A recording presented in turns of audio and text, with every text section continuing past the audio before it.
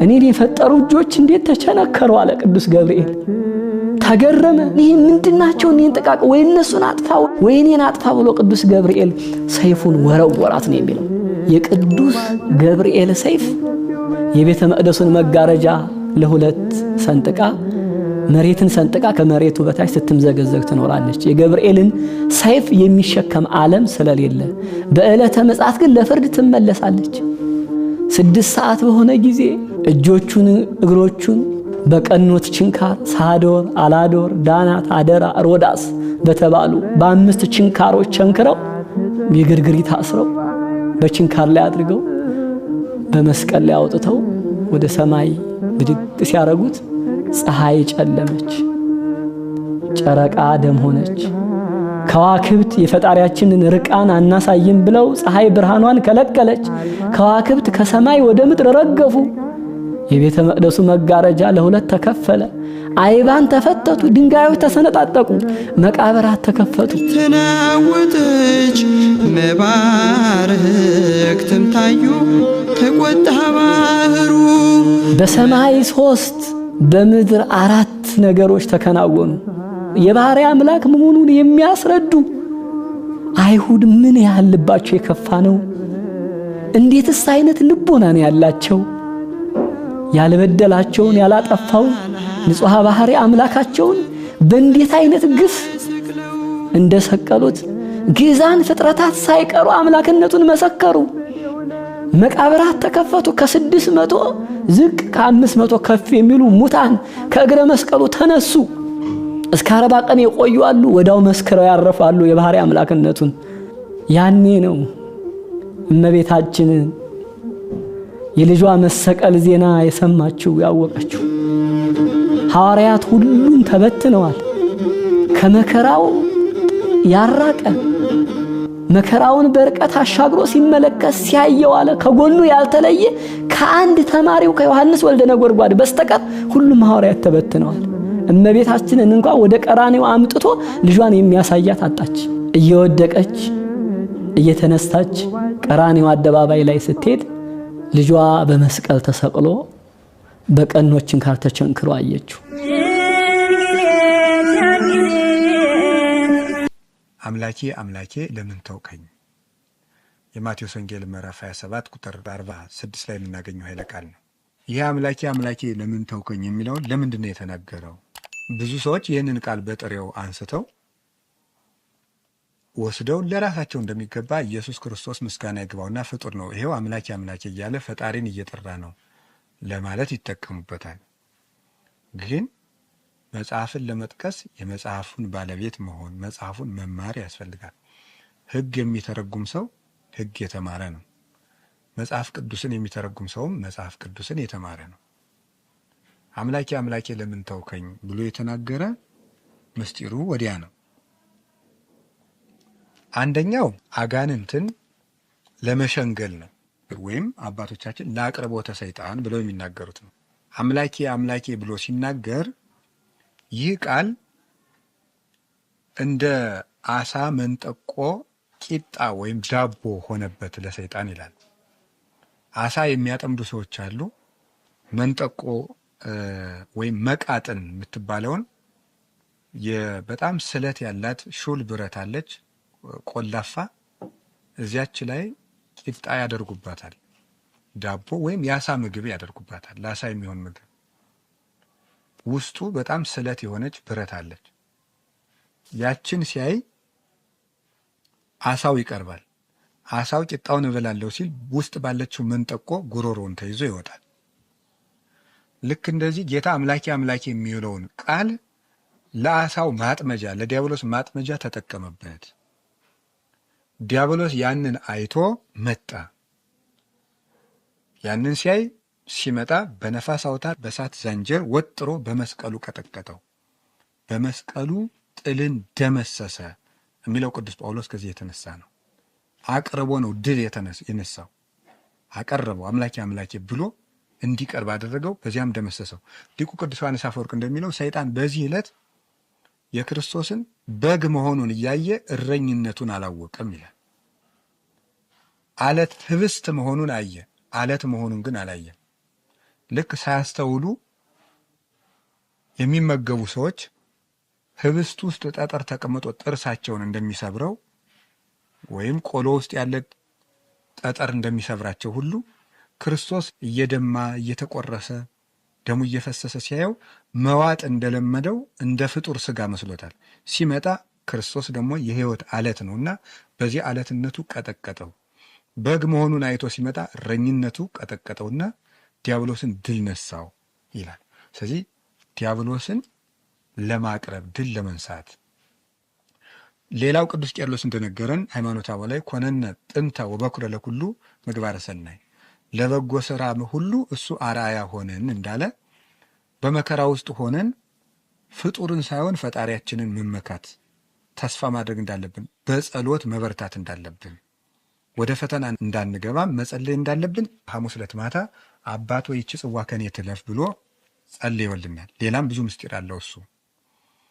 እንደገና መከራ ውስጥ ሆነንም ፈጣሪያችን ተስፋ ማድረግ እንዳለብን ለማስተማር እሱ ለመምህርነትም የመጣና ከኔ ተማሩ ብሎናል። የማቴዎስ ወንጌል ምዕራፍ 11 ከኔ ተማሩ ስላለ የምንማረው ጸሎትን ጭምር ስለሆነ ጸሎትን በመከራ ውስጥ ለማስተማር ምንም መከራ ውስጥ ብትሆኑ ጸሎትን አታቋርጡ ለማለት ለጸሎት ጽናት፣ ለጸሎት ተስፋ፣ በእግዚአብሔር አለኝታ እንዲኖረን ለማድረግ ይህን ለማስተማር አምላኬ አምላኬ ለምን ተውከኝ አለ። ሶስተኛው በህዱጋን ተገብቶ ነው ይላል ቅዱስ ቄርሎስ ሃይማኖተ አበው ምዕራፍ 79 ቁጥር 37 ላይ ሲናገር ምንትኑ አጽሐቆ ከመ ይበል ይእዜ አምላኬ አምላኬ ነጽረኒ ለምን ተሃደገኒ ይላል። በዚህ ዕለት እሱ አስቀድሞ ቅዱስ ቄርሎስ ሲናገር አይሁድ ሊይዙት በመጡ ጊዜ ማንን ትፈልጋላችሁ አላቸው። የናዝሬቱን ኢየሱስን እንፈልጋለን አሉት። ታዲያ የናዝሬቱን እንፈልጋለን ባሉታቸው ጊዜ ወደ ኋላቸው ወደቁ ይላል ዮሐንስ ወንጌል ምዕራፍ 18 ላይ። ወበዝንቱ አወቀ ድካመ እጓለ እመሕያው ጌታ አይሁድን ወደ ኋላቸው ፍግምግም አድርጎ በመጣል የሰው ልጆችን ደካማነት ገለጠ ይላል። ታዲያ የሰው ልጆችን ደካማነት ከገለጠ በኋላ በሁለተኛው ግን ሲፈቅድላቸው ያዙት። የሰው ልጆችን ደካማነት በቃሉ ብቻ እንዲህ አድርጎ ያሳየ እሱ ምንትኑ አጽሐቆ ከመ ይበል ይእዜ አምላኬ አምላኬ ነጽረኒ ለምን ታደገኒ። አይሁድን በቃሉ ብቻ ወደ ኋላቸው ፍግምግም ያደረገ ጌታ መከራውን ማራቅ እንደሚችልማ እኮ አሳየን። እንደዚያ ከሆነ እሱ አምላኬ አምላኬ ማለት ለምን አስገደደው? ምን አተጋው?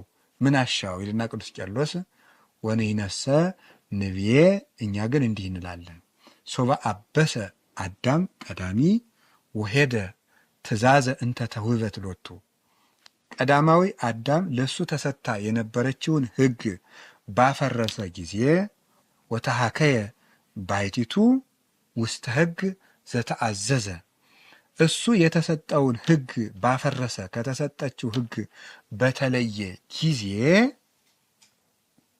ወሃደጎ እግዚአብሔር ለህላዌ እጓለ እመሕያው እግዚአብሔርም እንደዚህ የሰው ልጆችን ባህሪ ተለይቷቸው ነበር፣ ትቷቸው ነበር ይላል። አዳም እግዚአብሔር ያዘዘውን ሕግ በመተው ምክንያት እግዚአብሔርም የሰው ልጆችን ወይም አዳም እግዚአብሔር ካዘዘው ሕግ ሲለይ እግዚአብሔር ደግሞ ከአዳም ተለየ። በልጅነት አባቱ ሆኖ ተዋህዶት የሚኖር እግዚአብሔር ተለየው ይላል። ስለዚህ ምን አደረገ? ወበይንተዝ ሰምረ እግዚአብሔር ከመያፍ ልሶ ለህላዌ እጓለ እመሕያው ሀበ ኢሙስና ስለዚህ እግዚአብሔር የሰው ልጆችን ባህሪ ጥፋት ወደሌለበት ክብር ሊያከብረው ሊያሳድገው ወደደ። ወረደ ቃለ እግዚአብሔር ውስተ ዝንቱ ዓለም የእግዚአብሔር ቃልም ወደዚህ ዓለም ሰው ሆኖ መጣ። ወነሳ ሥጋ እምዘር አብርሃም ከአብርሃም ዘርም ሥጋን ለበሰ። ወተመሰለ አኀዊሁ ሥጋ እንደምን በመዋሃድም ወንድሞቹን መሰለ። ወሆለቆ ርእሶ ምስለ ህላዌ ዚአነ ራሱንም ከኛ ባህሪ ጋር ቆጠረ፣ ከኛ እንዳንዱ አደረገ። ወበይንተዝ ይቤ ዝንቱ ቃል አምላኬ አምላኬ ነጽረኒ ወለምንት ሀደገኒ በኢንቲአነ ለላ ሀደገን እግዚአብሔር በአልዮ ትእዛዙ። ስለዚህ አለ የእግዚአብሔር ቃል እሱን በመበደላችን ምክንያት እግዚአብሔር ተለይቶን ነበርና በተለየን በእኛ ተገብቶ ስለኛ ብሎ ይህ ቃል አምላኬ አምላኬ ብሎ ጮኸ ይላል። ስለኛ ብሎ በተተው ነው ተው እኛን ተወን እግዚአብሔር አለ። ስለዚህ በተተውን በእኛ ተገብቶ እሱ ስለኛ ቤዛ ሆኖ አምላኬ አምላኬ ብለን የምንጮኸውን ህዱጋን ወይም የተተውን አደገኒ ማለት ተውከኝ ማለት ነው። ስለዚህ የተተውን የእኛን ጸሎት ተውከኝ ብሎ ጸለየ።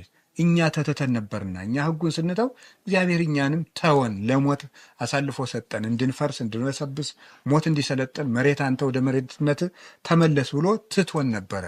ስለዚህ የተተውነውን ጸሎት ነው ያቀረበ ይላል ጌታችን ኢየሱስ ክርስቶስ። ቤዛ ሆነን ማለት ይሄ ነው። መዝሙረ ዳዊት ምዕራፍ 21 ቁጥር 1 ላይ አምላኬ አምላኬ ነጽረኒ ወለምን ታደገኝ፣ አምላኬ አምላኬ ለምን ተውከኝ ብሎ ጸልዮ ነበር። ያቺ የዳዊት ትንቢት ተፈጸመች። ጌታም 5000 ዘመን ነቢያት በሙሉ ለምን ተውከን ብለውን የተውትን የተተውን ጸሎታችንን ክርስቶስ አቀረበልን። በዚህም ቤዛ ሆኖ ይቅርታን ሰጠን። እንግዲህ ምን አለት ነው? እያሃድገክሙ አለ። አሁን ተተተን ነበረ። ለምን ተውከኝ ብሎ ጸልዮ ምን አደረገ? እናንተን እንግዲህ ደሃደግ አድርጊያችሁ አልቀርም፣ አልተዋችሁም። ደሃደግ ተወሉ ዘንድ አልተዋችሁም። ምን አደረገን? መንፈስ ቅዱስን እልክላችኋለሁ። እሱ ተውከኝ ብሎ ጸለየና የእኛን መተው አስቀረልን። ከዚያ በኋላም መንፈስ ቅዱስን ለእኛ ላከልን። የተተውን መሆናችን ቀረን፣ የባዘን በጎች መሆናችን ቀረ ማለት ነው። ይህንን ነው ጌታችን ኢየሱስ ክርስቶስ የተናገረው። አራተኛው ቃል ይህ ነበረ። ታሞ እኛን ያዳነን፣ ቆስሎ በቁስሉ የማረከን፣ ያላቆሰለን ያላሳመመን፣ ስለ ሕመማችን እርሱ የታመመ፣ ስለ መከራችን እሱ መከራን የተቀበለ፣ ዋጋ የተከፈለልን ልጆች ነን።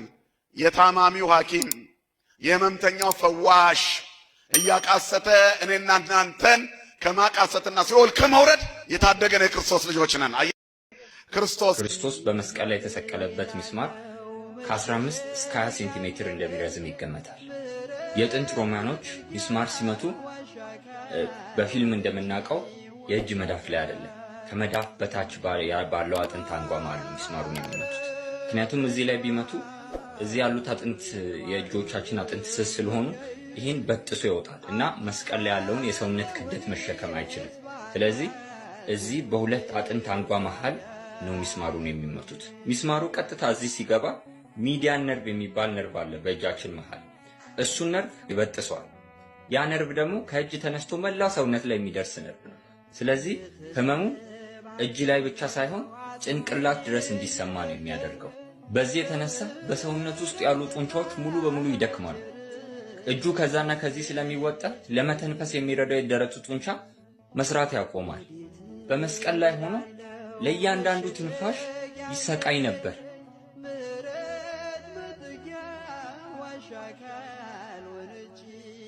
እኔ በጣም የሚገርመኝ ነገር በዚህ ሁኔታ ውስጥ ሆኖ ነበር እንዲህ አለው፣ የሚያደርጉትን አያውቁምና አባቱ ይቅር በላቸው። ብዙ ጊዜ ይህን ቃል እኛ ለተለያዩ ነገሮች እንጠቀማለን አይደል? ክርስቶስ ግን ይህን ቃል ሲናገር በምን አይነት ሁኔታ ውስጥ ሆነ መሰላችሁ? በራሱ ላይ ያለው የእሾህ አክሊል ስጋውን በስቶ አጥንቱን ሰርስሮ እየገባ የተገረፈበት ቁስል እየጠዘጠዘው የሰውነቱ የነርቭ ስርዓቶች ሙሉ በሙሉ ተዛብተው ለየአንዳንዷ ትንፋሽ እየተሰቃየ ነበር። የሚያደርጉትን አያውቁምና ይቅር በላቸው ያለው። እንዴት ያለ ምሕረት!